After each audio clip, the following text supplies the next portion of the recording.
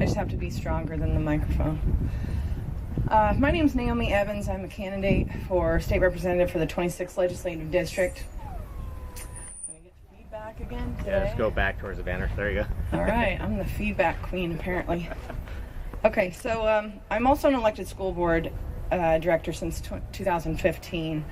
I just want to say my family is the most important thing to me in this entire world. Do you agree with that? Yeah. Right, and family is really the foundation of our society, which has a lot to do with why I'm running, why I was ever involved. I got started in my political career as a citizen activist. My husband pays child support for a child that is not his. Back in 2009, we discovered that what he had been told was his firstborn was actually not his biological child. And through a long series of me investigating and talking to different legislators, I discovered that there was really no justice for our family, that the current laws as written, even to this day, would force innocent men, regardless of DNA testing, regardless of knowledge of who and where the real father lives. There is nothing to be done other than continue to pay child support. I'm happy to say that as of today, we have 40 more days left. Come on, woohoo! 40 days to freedom. So excited about this. So anyway, I appreciate all of you guys coming out here. I know it's really rough and everybody has their own personal stories. They're just heart-wrenching. I do get that. Back in 2014 is when I began pursuing legislation. I had run across some legislation that was run in 2012. It never went anywhere, and I pushed my own state senator, Jan Angel, out of the 26th district. She was in an election, a campaign cycle. And I got her to run legislation for me in 2014. Started out, and it had a hearing, and it got to the Senate floor, which I thought was amazing, but it didn't get past the Senate floor. The following year, she did it again. I also had a House bill run by Representative Michelle Caldeer out of the 26th.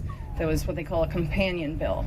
That year, both bills actually were heard in their committees, and the Senate bill moved to the floor, but again, it didn't pass, and it really frustrated me. I had no idea how this could ever even happen, how you get that far, and then it just dies out. It's a great piece of legislation.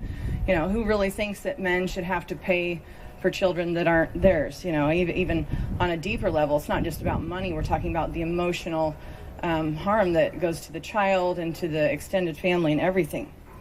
So what I discovered is that DSHS was the strongest opponent to my legislation, and I couldn't figure out why, but boy, I was really fired up. So I decided to put in a public records request to find out what was really going on. And what I discovered through this public records request, about 9,000 documents, was something that I just couldn't even believe was going on.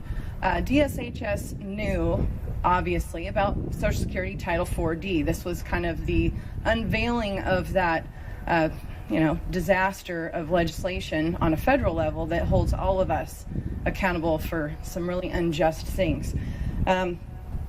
DSHS had intentionally put in inflammatory language in my legislation. There's always the fiscal note on it, how much it's going to impact the state. They said that it would be something like $900 million of potential lost funds just for Washington state. So if you're not familiar with Title 4D, it basically incentivizes the state to meet benchmarks of collecting child support and establishing paternity. So when states, exceed 40% and 50% and above, they're actually, they start getting more and more money. And so it's this great little get rich quick scheme for them. They don't want to end that.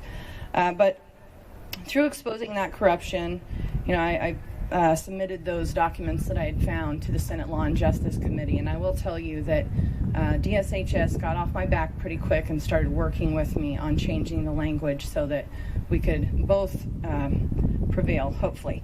Now, the legislation never did pass. I ended up co-writing legislation in 2016 and 2017, even working with Democratic Senator Christine Rolfes, who worked kind of bipartisanly with me to do that. At the end of the day, it came down to the fact that too many legislators felt that somebody had to pay for the child, so Why not you? That's the bottom line. Pretty disastrous. So as a school board director, we also talk about equity in education. I can't say this enough. Families are the foundation of our society. A lot of that has to do with education, and too often we're sending our kids to school and forgetting that we're the parents and we're supposed to be the very first line of education. We now hand them over to an education system. We complain that they're indoctrinating our children, yet we're failing our children because of our own issues, whether it's because of our divorce or whatever else we have going on. I mean, I have to admit myself, I'm not always the perfect parent, but we need to sometimes stop and recognize what we're doing. They didn't ask to be born into this world. It is our job to protect them and teach them. So, equity in education, what this really means is equal opportunity, right? When you're looking at children who come from divorced homes, all different kinds of aspects, this gal was mentioning homelessness. We have a huge homelessness problem in Bremerton, where I'm from. A lot of our students are free and reduced lunch because they're poor. Some of them are homeless. What I'll tell you is looking at this as unbiasedly as I possibly can through a lens of recognizing that, some people complain about racial inequality, socioeconomic inequality, all of these things. They're all valid. I'm not going to deny that. But what I will say is the majority of inequality actually stems from broken homes. When you look at the statistics, when you look at what broken homes does to a child, you're far more likely to have children that are impoverished because they don't have the financial support of both their parents. The court has obviously ordered one parent to pay far more than the other. Oftentimes that will leave the non-custodial parent who's forced to pay all of that money. It potentially leaves them homeless, living out of a car. I mean, I've heard this multiple times. It is just a shame. This is what America has come to. We have got to do better. We owe our children a hell of a lot more than what we're doing.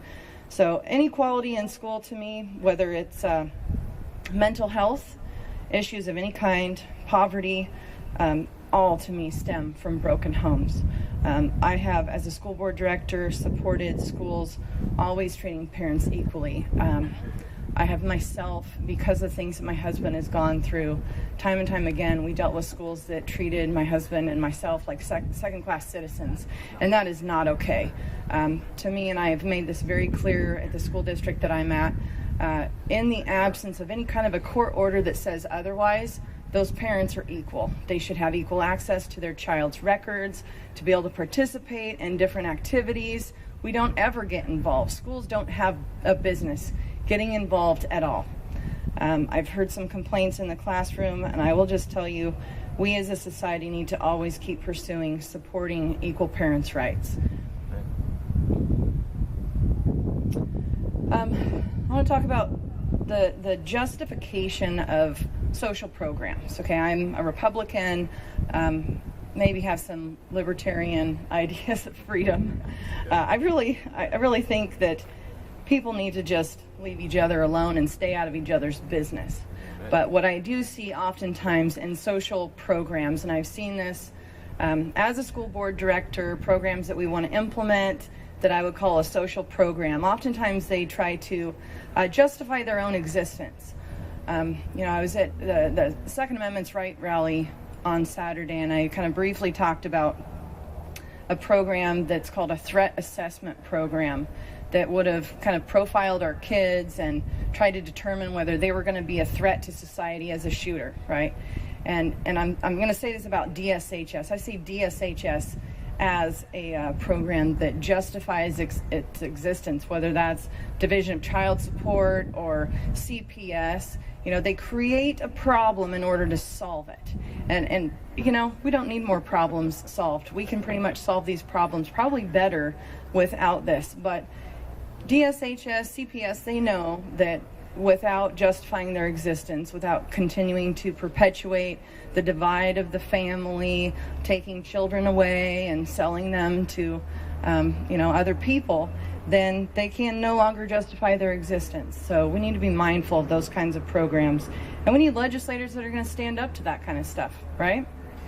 That's right.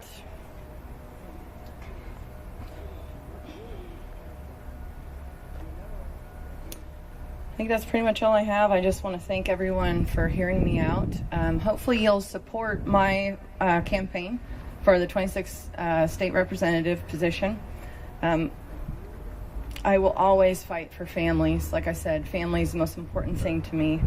And I really think that that's probably one of the number one thing that is wrong in our society today is we're allowing people to destroy our families. So thank you all for coming out and supporting this. Even though there's not many people here, we're strong.